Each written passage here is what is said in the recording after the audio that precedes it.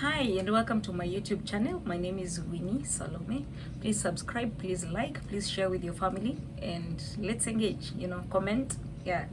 So today I want to talk about our past. Our past forms a major role in who we become, and it's not easy because to just look at your past and to acknowledge it for what it was, because for some of us we find that there were so many bad things that happened to us, and there were so many life altering things that happened to us. But if we were to just be sober, because sometimes it's very hard to be sober when you're looking at our past, especially if we went through really traumatic moments. But if you're to be honest, to just look back at your own life, there were also some good things that happened.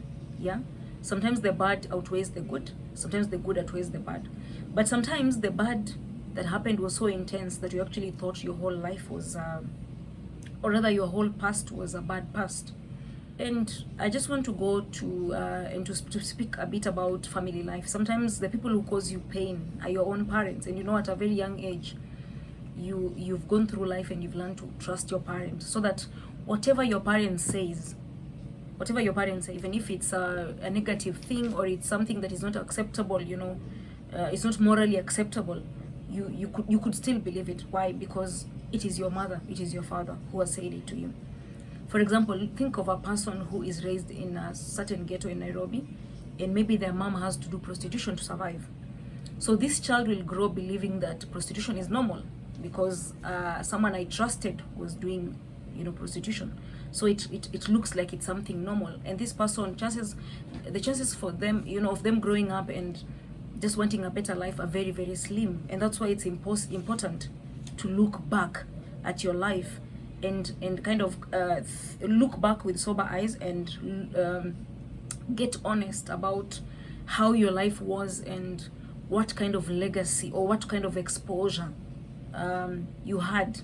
The reason for this is so that you can be able to connect some of the patterns, because there are some decisions we are making right now that are deeply rooted in the past, in the people in our past, our parents, our guardians, who made certain things look normal when they were not normal. So for example, another example I'll use is a parent who lives who has a negative self-image of their body. They kind of teach their children not to appreciate who they are.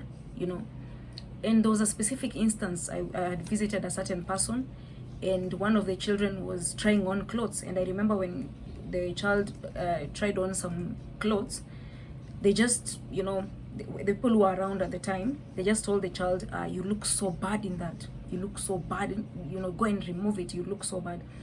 And I remember at that point I thought to myself, and I even told the people, what you guys are doing, you're not giving this person confidence.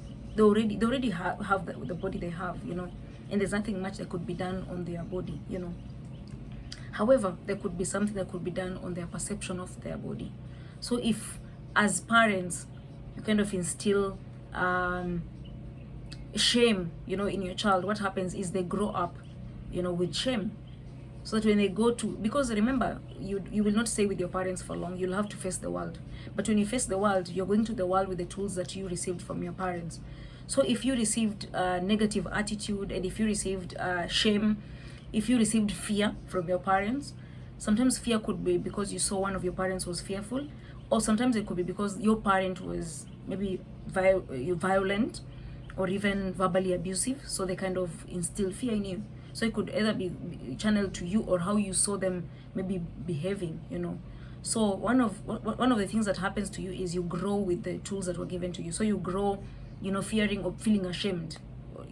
I've met some really good people who have really nice bodies, but they're ashamed of it. Somehow you can't explain. But when you sit down and talk to them about their past, you realize that a lot of this shame was actually started at a very young age.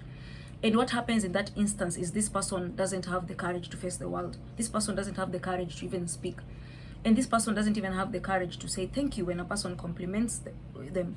And it's very hard because society already has its own pressures, and sometimes this pressure is put on people because they tell you, but you have a nice body, But so many people can't understand why maybe a person can't say thank you. But what has been fed, what has happened behind the scenes is that this person was at a very young age, they were, number one, they were not appreciated. Number two, they were told to, you know, they were just not appreciated, and they were told to maybe shut up, maybe they were basically, there was a lot of negativity going on around them.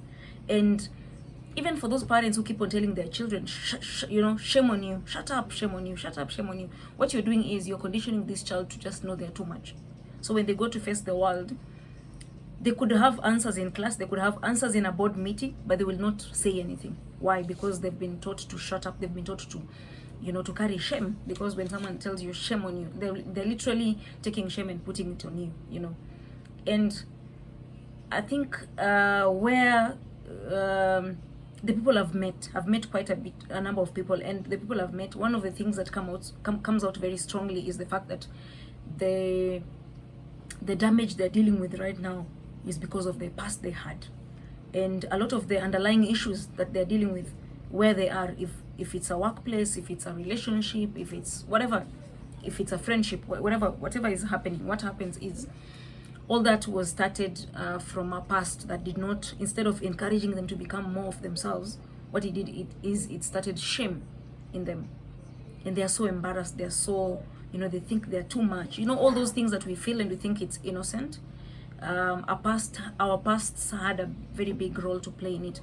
However, we shouldn't look at it like this is something we can't do anything about, because at the end of the day, we need to get to a place where we have the courage to look back at our past and to ask ourselves, what can I do about it?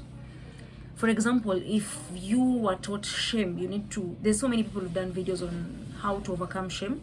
You need to get to a place where you go through a process of overcoming shame.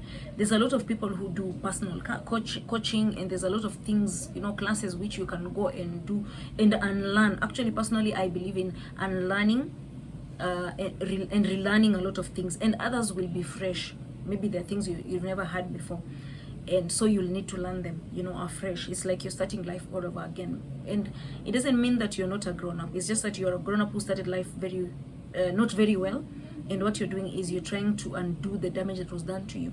Because obviously, in a perfect world and in an ideal world, what happens is our parents should be the ones showing us the way, you know. We should be learning how to be a woman. If you're a girl, you should be learning how to be a woman from your mother. If you're a boy, you should be learning how to be a man from your father. You know, if you're a girl, you should be learning how to be treated by a man by your father. I mean, from your father. If you're a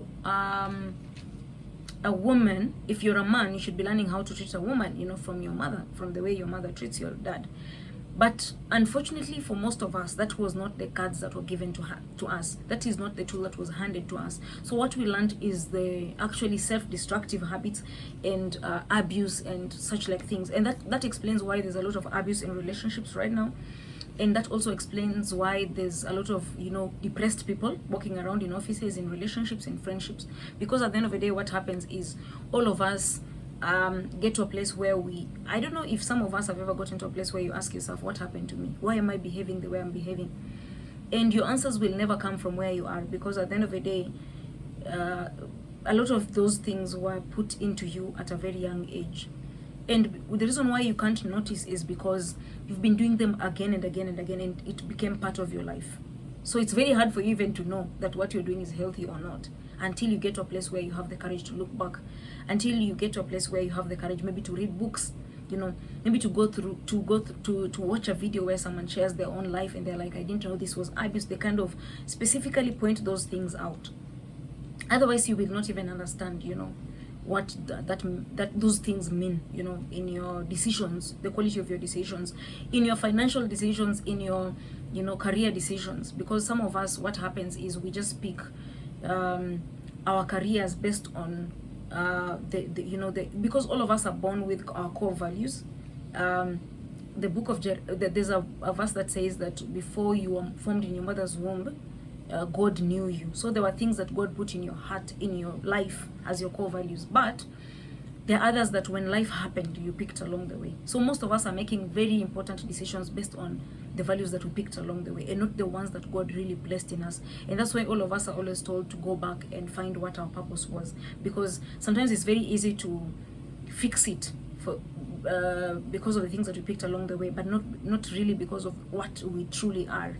And some of us have not also learned to be our authentic self. What we've learned is just to be the, you know, when you grow up in certain families, what happens is when you're carrying so much shame and you're carrying so much, you know, emotional manipulation and all that, what happens to you is that you kind of learn to cover for things. Instead of addressing things, you cover for things. You become a person who just goes with the flow. But we were not made to go with the flow. What needs to happen to us is that we were made to actually make a difference in this world. And when we're not making a difference in this world, we're just concealing so many of the things that we want to say, or the things that we want to do, of who we truly are. And you see, if you're not yourself, then you're someone else, and then nothing can grow when you're someone else, because at the end of the day, you miss the whole point. Okay?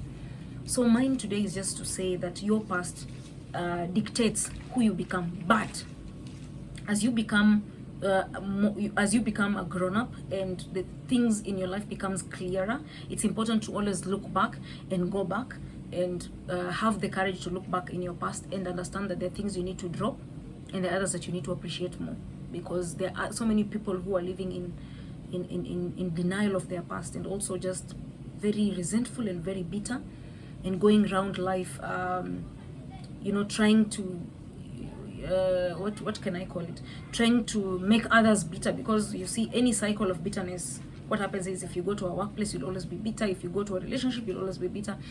Generally, even in a matatu, you know, when you're driving on the roads, you just have road rage. There are all these things that are happening to you because there are all these feelings that you're harboring. So at the end of the day, we have to have the courage to look back, to look inside of ourselves, and to say, wow, how then do I deal with these things?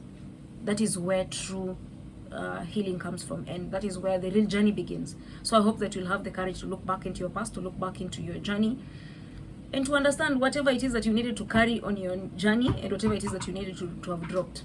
So otherwise, have a fantastic day. Please like, please subscribe, please invite more people. Let's have real conversations here, and have a good day.